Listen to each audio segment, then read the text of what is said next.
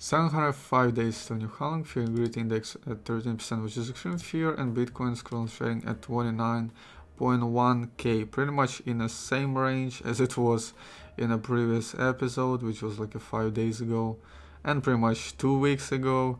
So Bitcoin is still trading below the 30k area, and was trading for the last 2 weeks. So apparently Bitcoin is becoming a stable coin.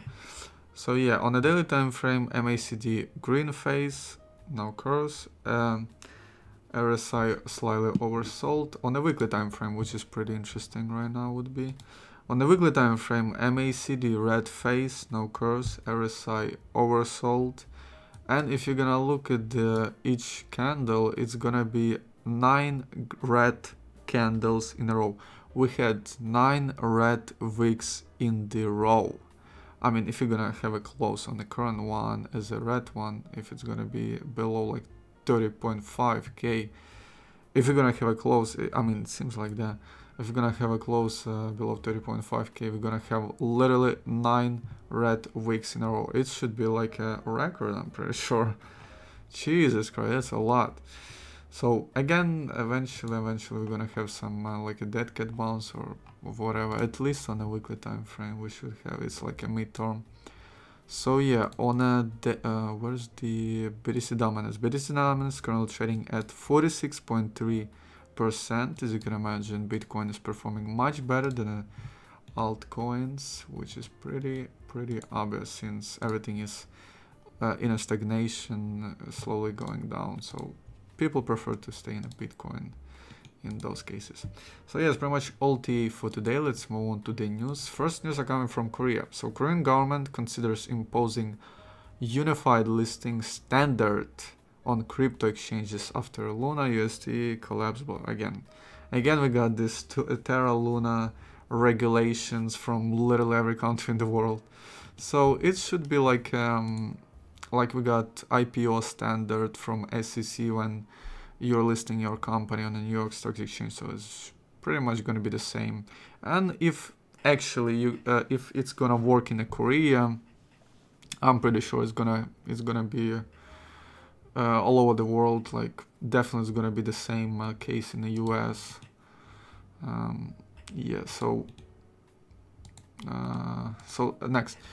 next news, we got senators introduce bill to limit use of Chinese digital currency in the US, which is the digital yuan. That's like a CBDs from China.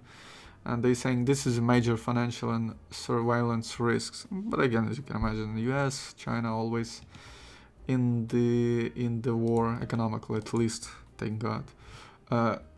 Yeah, also we got some news from Tether. Tether launches on Polygon chain.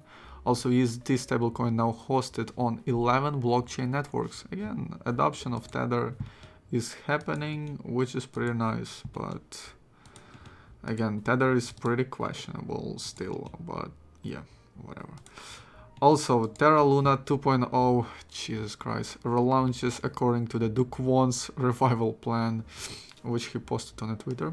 So Terra 2.0 mainnet went live today as per the original timeline signed by Terra developer and started producing blocks. Also, Duke Won founder Terraform Labs confirmed the relaunch on Twitter, as you can imagine this tweet, and it's still not trading on Binance, I'm pretty sure, but should be someday soon. Also, and again, be careful with it, just so you know, be careful with the Terra Luna 2.0, because again, we know what happened with the previous one, and there's still a lot of investigations happening, like real investigation by the government and the police in Korea.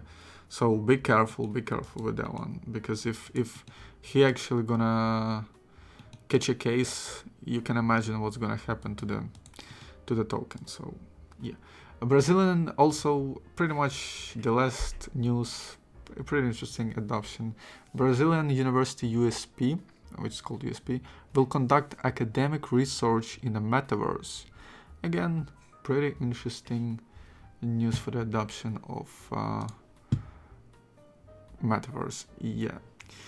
So it's pretty much all news and TA for today. Obviously hoping for the Bitcoin to have a breakout out of the 30k resistance area, because Bitcoin is literally becoming a stable coin, trading this 30k range for like almost yeah, it's almost gonna be a month. So yeah, to the moon, to the moon, to the moon.